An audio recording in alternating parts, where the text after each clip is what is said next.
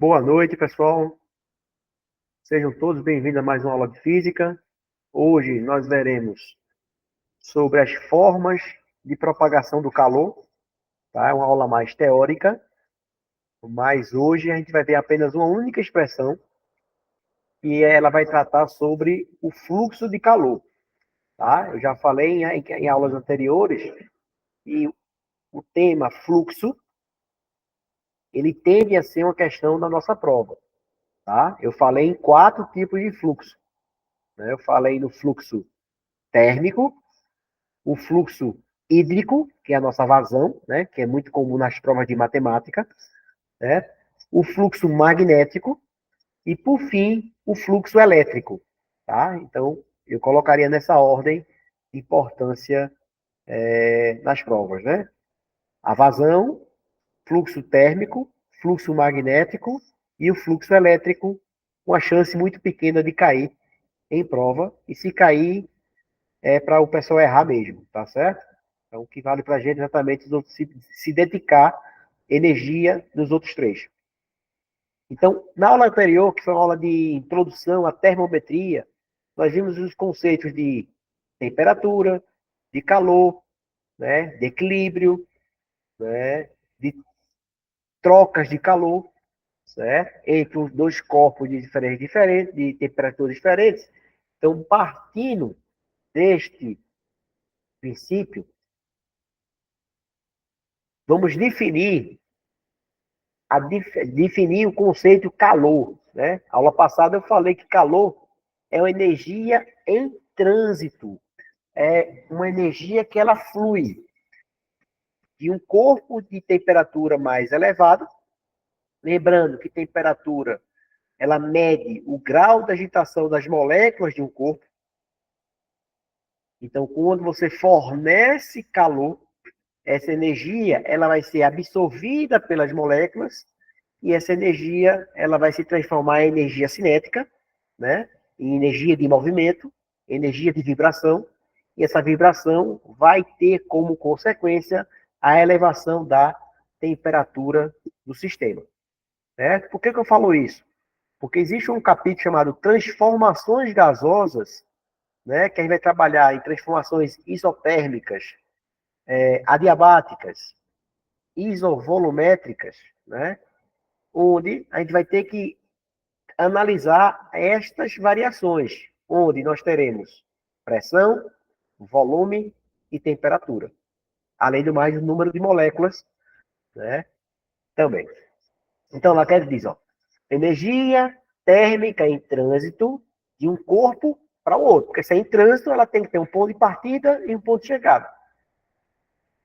E o que é que vai dar essa diferença, que a gente chama de gradiente, né? Gradiente é exatamente essa diferença de temperatura entre dois corpos. É como se fosse um desnível energético, que vai fazer com que a partícula, ou melhor, o calor, ele se desloque de um ponto para outro. Até este provocado por uma diferença de temperatura. Essa que chama de gradiente de temperatura. E aí, o que é energia térmica, né?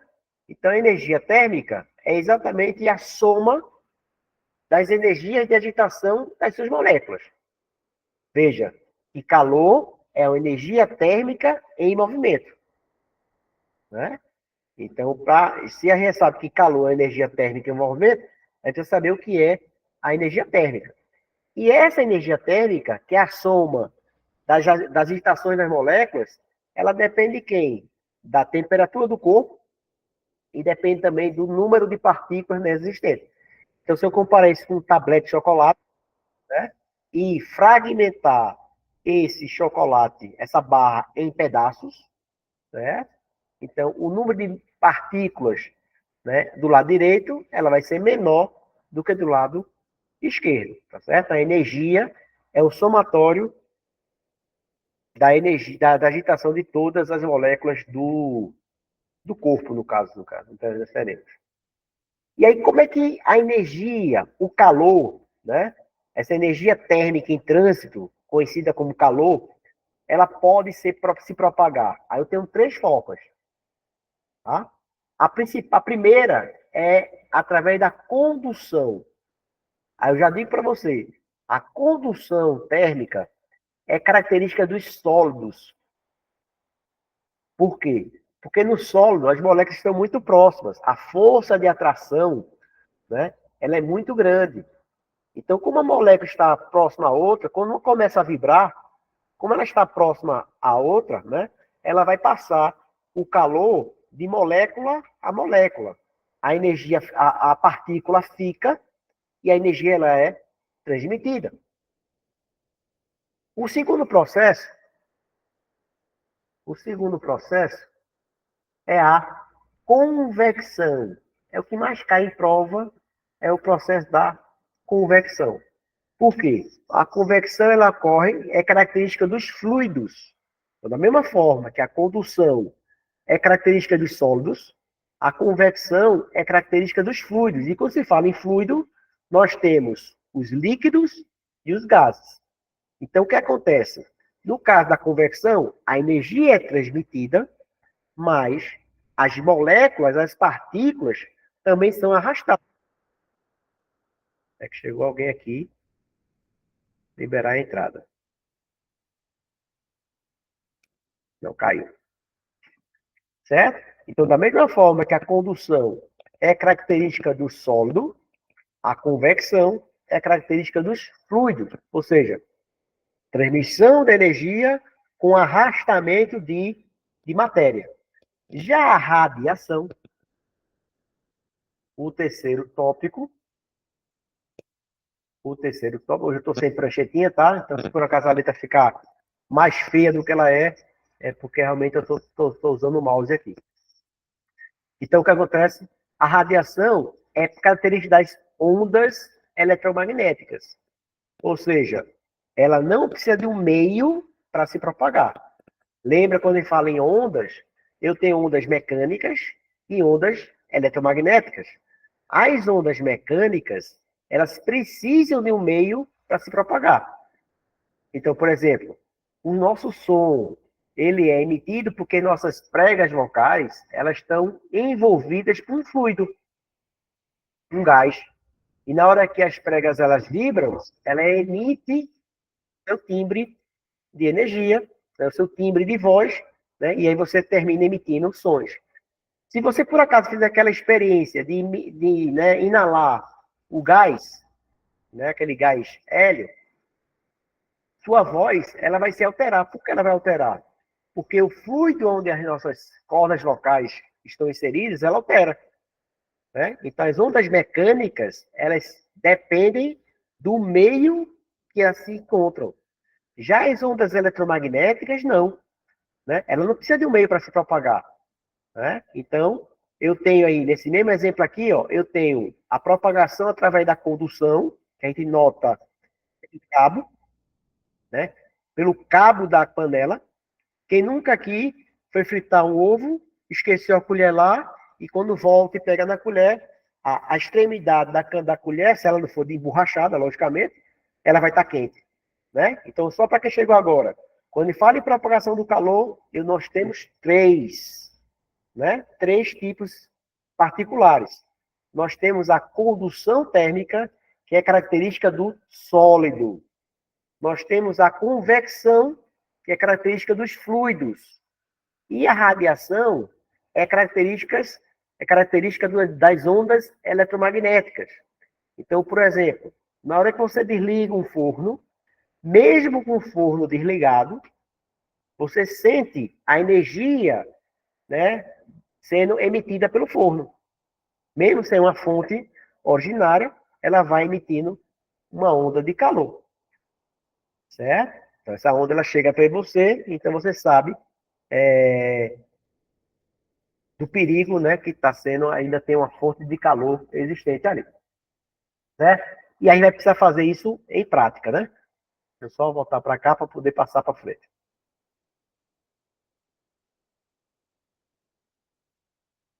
Vamos lá. Aí, ó, falamos da condução, ó lá. A condução o que é?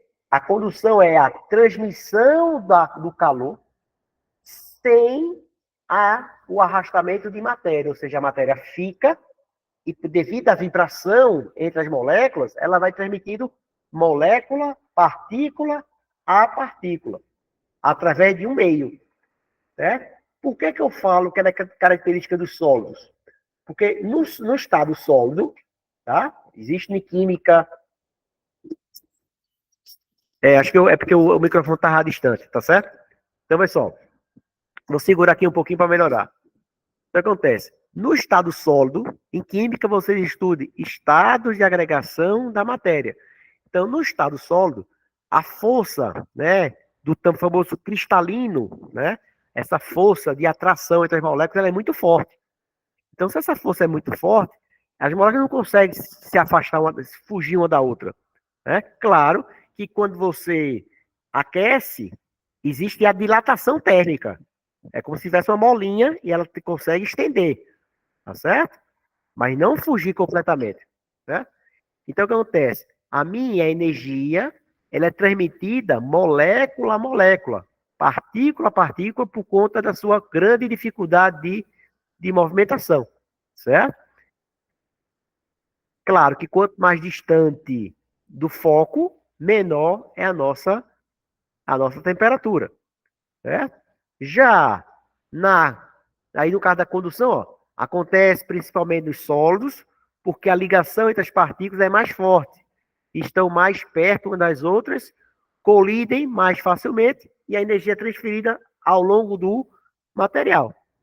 Então tem uma simulaçãozinha aí que a gente representa o estado gasoso, né? O movimento mais desordenado, o estado líquido, certo? E o estado sólido, devido a essa proximidade, apesar de ser próximo, ainda é muito distante, tá certo?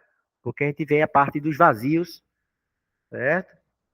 Na física quântica, né? Essa parte aí. Aí, pessoal, importantíssimo isso aí, tá? Anotem no caderno, né?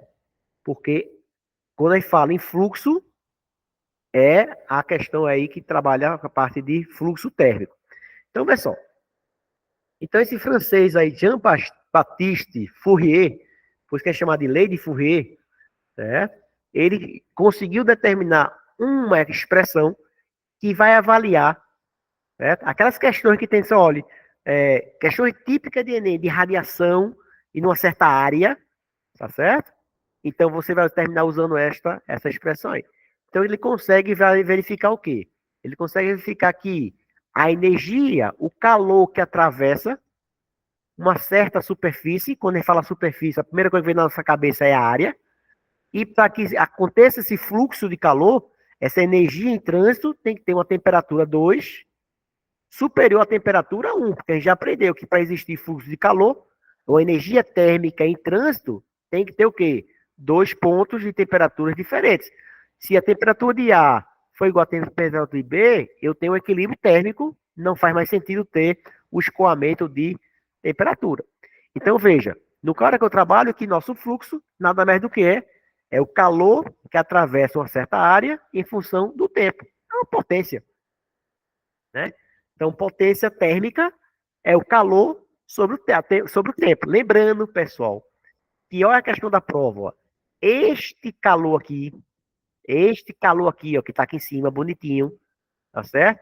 É o nosso tema da próxima aula. Ele pode ser chamado de calor sensível ou calor latente, tá certo? Então, se tiver os dois, vai ser a soma dos dois. Então, meu fluxo térmico é nada mais do que a soma do calor trocado, a soma do calor trocado pelo sistema pelo tempo que foi gasto. Mas se eu precisar levar em consideração o tipo de material, aí eu vou chegar na expressão dele. Né? Então, o que acontece? O tipo de material, eu tenho que, sim, lembrando que a unidade de calor, de fluxo de calor, é caloria por segundo, caloria é energia, segundo, ou seja, é uma potência. Então, fluxo de calor nada mais é do que uma potência térmica. Então, potência é outra questão certa em prova. E tem uma potência elétrica, eu tenho uma potência mecânica e tenho uma potência térmica. Tá certo? Então, potência, ele tem muita chance de cair em prova, só que quando se fala em potência, a que ganha na frente é a potência mecânica. Quando se fala em fluxo, Aí quem ganha é o fluxo térmico. Vamos lá. Aí, pessoal, aí, ó, no regime permanente ou estacionário, o fluxo depende de 4 fatores. Quais? Primeiro, da área da seção da barra. Né? Depende da superfície. Certo? Então, depende da superfície. Quanto maior a área, maior é a troca de calor. Depende de quê? Do seu comprimento, da sua espessura. Tá certo? Então, por isso que algumas superfícies, aí no caso é inversamente proporcional. É por isso que vocês vão aprender na aula que vem, quando for aprender calor latente, né? E vai saber por que quando existe o congelamento do lago, só congela a parte de cima. E o fundo do lago, ele permanece a uma temperatura para que se consiga sobreviver os peixes, os animais daquela região. Porque quando vai ser criando uma espessura da camada de gelo, né? Aí vai ser o quê? Vai impedir que o calor troque calor com o meio externo. Tá certo? Então, exatamente essa espessura, ela vai atrapalhar. Certo? E depende de quê? Da diferença de temperatura. Claro, quanto maior a diferença de temperatura, maior o fluxo. Certo? Porque maior a energia que você está querendo se livrar. E também, logicamente, depende de quê? Do tipo de material. A partir destas características, aí você vai anotar esta expressão. O fluxo de calor, você pode até anotar assim, ó. Que, vou tentar escrever aqui que eu estou sem, sem a pranchetinha aqui, que eu não estou em casa, ainda estou no trabalho. Então, ó, fluxo de calor, aquele ó cortado, vai ser igual a quem? Vai ser igual a um calor Q dividido pelo ΔT. Que, por sua vez, é igual a isso aqui. Igual a quem? A K, que é chamada de condutibilidade do material. Tá certo? Aí vai discutir quando for trabalhar em panela de uma frigideira. O fundo da frigideira, né? Ela pode ser de alumínio ou de cobre, né? A gente vai ver que o cobre ele é o elemento que tem maior condutibilidade. Então, depende da condutibilidade do material, depende da área e depende da variação de temperatura. A única coisa que vai dificultar a passagem do fluxo é a espessura. Certo? É a espessura. Então, baseado nessa tabelinha aqui, ó, onde diz qual é a condutibilidade térmica das substâncias, então eu tenho aqui o cobre, ó. O cobre eu tenho 401 watts por metro por Kelvin. Lembrando aqui, ó, que essa variação de temperatura é dada em Kelvin. Mas lembra, aula passada, a variação na escala Kelvin é a mesma variação na escala Celsius. Por que é igual? Porque ambas as escalas são divididas em 100 partes iguais. Certo? Então, vamos lá. Então, aqui eu tenho a minha referência. Um exemplo. Certo? Um exemplo para a gente gravar essa formulazinha. Diz o seguinte. Durante uma aula de física, o professor pediu aos alunos que pensassem em uma forma de economizar energia elétrica diferente daquelas triviais. Ou seja, apagar a luz ao sair do ambiente, reduzir o tempo do banho, desligar a TV quando ninguém está assistindo e etc. Enquanto discutiam o problema, um grupo de alunos falou sobre uma padaria que possuía geladeiras com portas de vidro, aqueles freezers, né, que a gente visualiza o produto dentro. Para mostrar os produtos em seu interior. Disseram que as portas desse tipo de geladeira apresentam um fluxo de energia do meio ambiente para o interior. Por quê? Se a temperatura interna da geladeira é menor, o calor ele vai entrar. Não é o frio que sai, é o calor que entra. Por quê? A energia sempre desloca do corpo de maior temperatura para o corpo de menor temperatura. Então, devido a esse fluxo, né, por isso que a recomendação do fabricante é que você evite o abre e fecha da porta da sua geladeira. Quanto menos você abrir e fechar, certo? você vai permitir que exista uma troca de calor e aí a eficiência da geladeira termina aumentando. Então, disseram que as portas desse tipo de geladeira apresentam um fluxo de energia do meio ambiente para o interior e que esse fluxo de calor poderia ser minimizado apenas trocando o vidro por outro material. Com o quê? Com menor condutibilidade térmica, né? O professor gostou da ideia e elaborou a seguinte questão. Pronto, a questão começa agora. A porta de vidro de uma dessas geladeiras mede 160 centímetros de altura e 50 centímetros de largura, porque eu preciso calcular o quê? A área, certo? Então, quando você trabalhar na prova placas solares, né, vai dizer placas solares de tantos metros quadrados, aí a questão vai perguntar, vem agora na minha cabeça, quantas placas são necessárias para o seu projeto? Aí você calcula a área, né, necessária usando aquela formulazinha que a gente vai ver já já, né? A gente vai rever agora, e dividir por quanto? Pela área de cada placa. Você vai ter o quê? O número de placas solares para o seu projeto. Olha a questão da prova aí.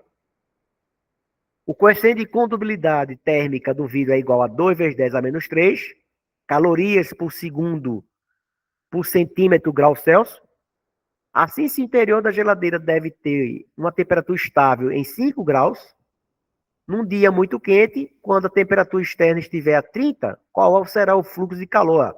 Temperatura interna, 5. Temperatura externa, 30. Quanto é a variação? É só pegar 30 menos 5. Vamos lá. Solução. Então, só aglutinando aí os dados. Eu tenho lá a constante K, 2 vezes 10 a menos 3. A área, 160 vezes 50. Por que eu não transformei para metro? Porque quem comanda é a constante. Aí você sempre vai olhar a constante. A nossa constante aqui, ó, tá em centímetro. Então, a minha área tem que também ser dada em centímetros. A minha energia foi dada em caloria, então a minha energia, meu calor também vai sair em caloria. Então, lá. Então, jogando na nossa fórmula, né, eu tenho que a lei de Fourier, o fluxo de calor é igual a K. Eu chamo que é a forma do cão, né? O cão legal, né? Cão e o L de legal, né? Substituindo os valores, o que é que eu vou ter? Deixa eu só adiantar um pouquinho aqui, ó. A constante 2 vezes 10 a menos 3. A minha área deu 8 vezes 10 a terceira. Lembrando que a variação de temperatura é em módulo. Porque o que interessa para a gente é a diferença. Se for mais ou menos, só vai indicar se o cara está ganhando ou está perdendo. Só está indicando o sentido do movimento do fluxo. Então, 30 menos 5 vai dar 25 e a minha espessura foi 2. Fazendo as continhas, né, simplificando aí, eu vou encontrar que o meu fluxo de calor é de 200 calorias por segundo. Certo? Então, grava essa questão, porque essa questão ela é muito cobrada em vestibular, né? E questão simples, mas o problema é que o pessoal não lembra da fórmulazinha, tá certo? Então, grave isso aí. Dando sequência à nossa aulinha, nós vimos a questão da condução, né? Que é a característica de quê? Dos sólidos. E agora a gente vai analisar sobre a convecção. Então, a convecção é aquela que o calor ele é transmitido, a energia muda de local, acompanhando o quê? O deslocamento pro material aquecido. Quando falo em fluido, eu tanto posso trabalhar líquidos,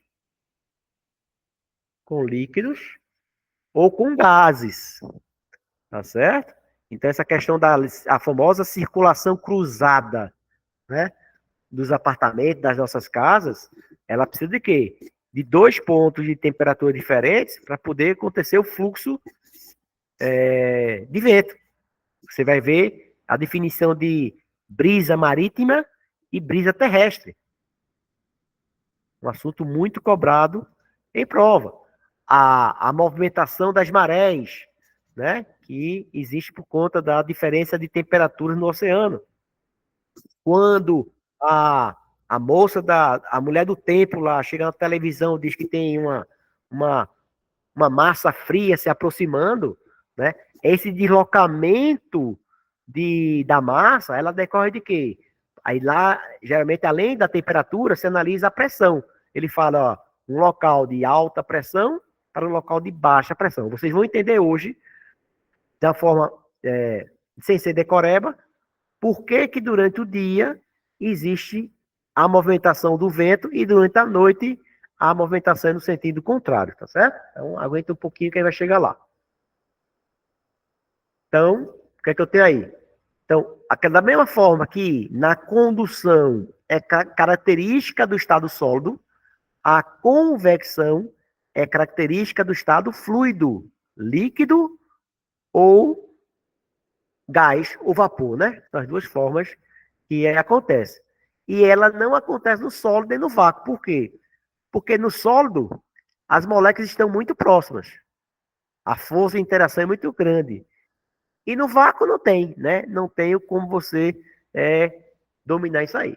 Aí no vácuo, quem vai predominar é a transmissão através da radiação. Condução, sólido, convecção, fluido e radiação no estado, no meio do vácuo. Aí lá, por que que normalmente nós colocamos o ar-condicionado mais próximo do, do teto? Vocês precisam lembrar uma formulazinha que vocês aprendem de química, que densidade é igual a massa sobre volume. Certo? Densidade é massa sobre volume. Vocês aprendem isso desde a quinta série. Essa formulazinha persegue vocês. Então imagine um balão, tá? Um balão de ar quente.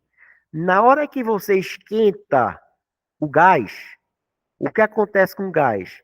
O gás termina aumentando o seu volume. O ar quente, ele ocupa um espaço maior. Então, se o meu volume ele aumenta, para a mesma quantidade de gás, a minha densidade termina caindo. Então, se a minha densidade ela fica menor, ele fica mais leve e termina subindo. É por isso que a massa fria tende a descer e a massa quente tende a subir, acontecendo essa convecção, que a gente chama de correntes de convecção. Então, essa troca de matéria, ar quente sobe e a massa fria desce, é o que vai tornar o meio, né, o ambiente, né, vai atingir a sua temperatura de uma forma mais rápida. Certo? Por isso que a tendência nossa é colocar o ar-condicionado mais próximo de onde? Do teto. Já o aquecedor, ele deve ser colocado mais próximo do chão, exatamente para garantir essa questão da circulação interna do meio, né? Das correntes de convecção. Já o aquecedor, da mesma forma, o ar quente vai subir e o ar frio termina descendo. Veja, no ventilador, né? Ele é mais a questão da circulação, né? Não está ligado à refrigeração, tá? Tanto é verdade que existe aquele ventilador de teto que serve mais para espalhar a poeira, né? Do ambiente do que qualquer outra coisa, certo? Então, assim, o ventilador, ele não dá essa diferença térmica tão grande para a questão das correntes de convecção. Mas ela própria já emite, né? Ela já é uma força mecânica, né? É uma energia mecânica que vai fazer a circulação. Aqui é uma energia térmica que faz a movimentação das massas. Estou fazendo uma analogia em forma de energia, né? Energia mecânica, tá? E a energia térmica. Mas a pergunta foi boa. Muito boa. Vamos lá. Mas o importante aqui, gente, olha, aqui, certo? A gente sempre, desde criança, a gente decora isso, tá? Então vamos entender o seguinte: durante o dia, o que esquenta mais rápido, que aí vai aprender na aula que vem, algo chamado calor específico. O que é que esquenta mais depressa? A água ou a terra? Durante o dia, a temperatura da areia, eu tô sem a prancheta hoje, tá, gente? Porque eu tô estudando aqui com o mouse. E a temperatura da água. Beleza, Marquinho? A temperatura da areia, ela é mais elevada durante o dia. Por quê? Porque o calor específico da água é muito elevado. O que é que significa isso? A água demora muito tempo para esquentar e demora muito tempo para esfriar. Então, durante o dia, o que vai acontecer? Essa massa aqui, ó, esse ar que está sobre a areia, ela vai esquentar mais do que essa massa que está aqui. Certo? Então, se essa massa ela esquenta muito, o que vai acontecer? Ela vai ocupar um volume maior. Eu já falei isso. Aumentou o volume, e o que acontece com a densidade? Diminui. Aí, então, essa massa que está aqui sobre a Terra, ela termina o quê? Subindo. Aí, vê. Se é uma massa, tem peso. Se tem peso, tem pressão. Então, a pressão que existia aqui, ó, ela diminui. Porque se as moléculas, as partículas saíram, lembra que na convecção arrasta a matéria e arrasta a energia. Então, este local aqui da areia fica um local de baixa pressão.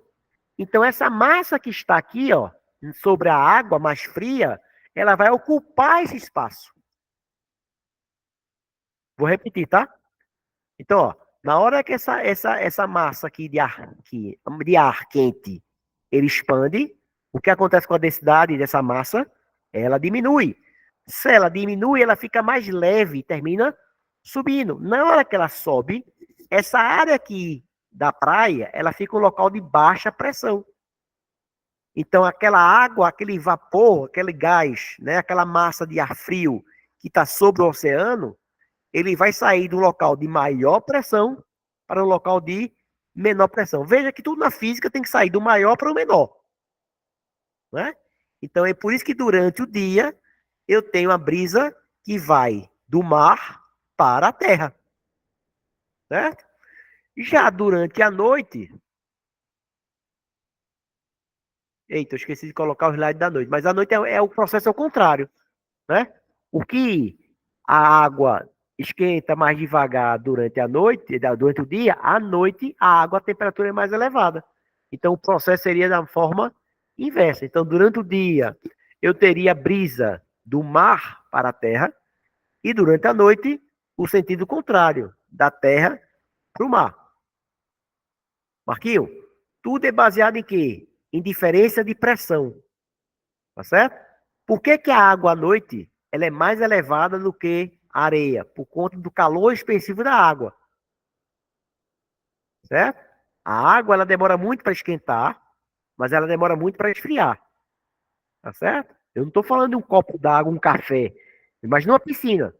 Tá? A piscina, às vezes, é uma piscina que não pega sol, né? Muito sol, durante o dia, né? É frio.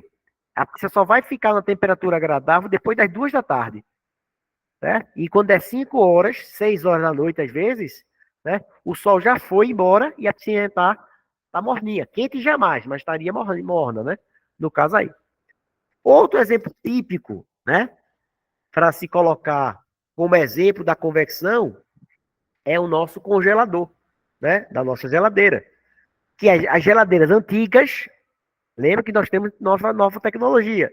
O congelador era colocado na parte de cima. Por quê? Porque a massa fria ela vai descendo, né? E vai sendo distribuída em todas as partes, certo? É por isso que em algumas geladeiras tem alguns furinhos nas prateleiras para quê? Para que não obstrua a passagem do ar frio. Claro que nas geladeiras mais antigas, os mais antigos vão lembrar, né? Sempre acontecia o tal do congelamento do freezer. Então, de tempos e tempos, a gente tem que chegar aqui e dar uma raspadinha, né? Para poder ter uma certa eficiência, né? Porque quando isso aqui aumenta muito, A espessura fica muito grande e impede a troca de calor, certo? Por conta, a gente já viu, a área ajuda, mas a espessura, ela trabalha como isolante térmico. Vai chegar numa certa espessura que ela vai atrapalhar a nossa troca de calor. Por aí vai. Aí, só para ficar com informação, ó, nos refrigeradores que funcionam com o sistema frost-free, um conjunto de ventilador provoca a circulação do ar. Por quê? Porque não é natural. Se é normal, porque tem nova geladeira, o congelador é na parte de baixo. Então, nesse caso, tem que ter o quê? Um sistema mecânico de ventilação. Eu preciso o quê? Espalhar por toda a geladeira, né? Essa energia, essa massa fria. Certo? Então, ó, um conjunto de ventiladores provoca a circulação do ar, retirando o ar quente e injetando o ar frio, resfriando a parte interna onde ficam os alimentos. Quem nunca aqui, né, coloca a meia, né, atrás da geladeira para secar, né? Isso não é recomendado por quê? Porque você força o motor da geladeira, né? Porque ali, a gente vai ver isso em máquinas térmicas, né? Ali é a nossa fonte fria. Ela onde vai emitir, ela vai expulsar o calor de dentro.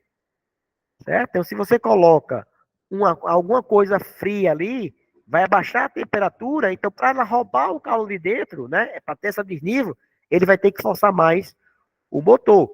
Certo? Então, por isso que não é recomendado se colocar nada atrás da geladeira, porque vai sobrecarregar, vai aumentar o consumo da energia elétrica do nosso equipamento. Certo? Então, como é que funciona? Ela retira, no caso aqui, ó, retirar ar quente, certo? E injetar o ar frio. Vamos lá. Aí existem dois. Ó. Diz lá o seguinte. Analisando a geladeira doméstica convencional, veja, convencional, então se é convencional, o congelador em cima. Podemos afirmar o quê? O congelador fica na parte superior, beleza. Para favorecer a condução, não. Tá certo? Porque quando se fala em geladeira, o que a gente lembra é a convecção, porque existe o quê? A movimentação de massa. Massa fria e massa quente. Essa corrente de convecção não é característica da condução. Condução lembra o quê? Contato. Pegou. Certo? Fuga. Então está errada, porque não se trata de condução. As prateleiras são grades vazadas, beleza? E não chapas inteiriças, para permitir a livre conversão, correto, das massas de ar quente e frias no interior da geladeira. Perfeito. Certo? Certinho. Certo? As prateleiras, ele até pode, ele coloca, não coloque produtos sobre as brechas, para quê? Para permitir melhor eficiência. Melhor eficiência significa o quê? Menor consumo de energia. Terceiro, a energia térmica que sai dos alimentos chega até o congelador, principalmente por radiação. Veja, chega por radiação? Chega. Mas o que está errado é, principalmente não. Tá? Principalmente é por convecção. Sempre existirá as três formas de propagação do calor. Quem vai levar a fama é aquela que ocorre em maior predominância. No nosso caso, é a convecção. Quarto, as paredes das geladeiras normalmente são intercaladas com material isolante, com o objetivo de evitar a entrada de calor por condução. Beleza, por quê? Quando eu falo em espessura, né, eu estou tentando o quê? Dificultar a passagem do calor. Tá certo? Aí eu teria como resposta, eu nem me lembro se eu encontrei, né? Eu acho que foi o item 2 e o item 4, né? Ficaria as duas como respostas da questão. Certo? Então, o que a gente precisa gravar é quais são as formas de propagação, tá? Lembrando que na próxima ainda tem mais uma questão. Na próxima semana, a gente vai ver o quê? Calor sensível, certo? O famoso quimacete e o quimolesa. São as aplicações de quê? Das formas de propagação do calor. Olha lá. Na praia, você já deve ter notado que durante o dia a areia esquenta mais rápido do que a areia, do que a água. Por quê? Porque a areia tem menor calor específico da água. O calor específico, ele diz qual é a rapidez que a substância aquece. E durante a noite, a areia esfria mais rápido. Da mesma forma que a areia esquenta mais rápido, a areia ela vai esfriar mais rápido. Isso ocorre porque o calor ali, ó, calor específico da água é maior do que da areia. Este fato explica a existência da brisa. Vamos lá. Primeira, do mar para a praia à noite? Não. Dá por quê? Porque sempre a brisa é da maior temperatura para a menor temperatura. O fluxo é nesse sentido. Então, à noite, o mar é mais frio, então seria para cá. Da praia para o mar durante o dia, também não, que seria à noite, tá trocado. Do mar para a praia durante o dia, verdadeiro, certo? Porque durante o dia, a região do ar acima da água, ela está numa temperatura mais elevada do que a região sobre a areia da praia. E aí vai ter esse fluxo, né? Esse carreamento de matéria, que é chamado de brisa terrestre. Certo? Então, pessoal, hoje a nossa aula vai ser mais curtinha, porque eu estou em viagem, né? Eu tô fazendo algumas visitas aqui no interior, né? Mas graças a Deus eu consegui internet. Então, semana que vem, pessoal, na terça-feira, nós veremos leis de Newton, certo? Leis de Newton. E na quinta, veremos calorimetria, o capítulo envolvido o calor sensível, tá? Que é o assunto que mais cai em prova, né? Depois de fluxo, porque geralmente que cai o quê? É o fluxo de calor junto com calorimetria, certo? Então, praticamente é a questão com maior chance de cair em prova. Depois de quê? Depois de máquinas térmicas, ciclo de Carnot, né? A outra questão que deve cair. A questão de transformações gasosas, daquela famosa forma do que vem de tipo vonotor, geralmente cai em química. Mas a gente estuda aqui para a gente fixar melhor a matéria. Beleza? Gente, eu vou parar a gravação, tá? Eu não consegui ainda postar a gravação da nossa última aula, tá certo? Mas ela já está